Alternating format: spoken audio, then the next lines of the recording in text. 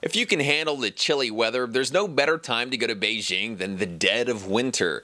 That's because it's seemingly the only time when it's not insanely crowded with people. Yeah, in case you haven't heard, there are indeed a lot of people inhabiting the People's Republic of China. But when the temperature drops well below freezing, Tiananmen Square seems to empty out, and as the early dusk cools things off even further, the Forbidden City sees just a fraction of its usual tourists.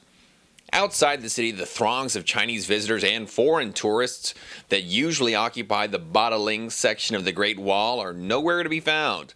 You've got a few well-bundled people here and there playing Chinese checkers or their version of hacky sack, but for the most part it's pretty sparse.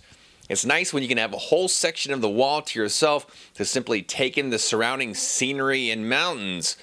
You can see what Richard Nixon meant when he famously noted that it sure is a great wall.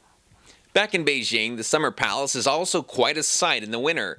Much of the surrounding lake is frozen over, and even though signs point out that you're not supposed to walk on the ice, everyone's out there, even in spots that seem a bit close to portions of the lake that haven't frozen over completely yet. And if you happen to go to a wet market, you can take comfort in the fact that the winter weather acts as a natural refrigerator for a lot of the produce, meats, and various animals that serve as sustenance in the northern capital. As for pollution, it's not as bad either as the stifling summer months when the combination of dust storms and smog can almost completely obscure the sunshine. So while there are a lot of benefits to visiting Beijing in January, keep in mind that it is really freaking cold.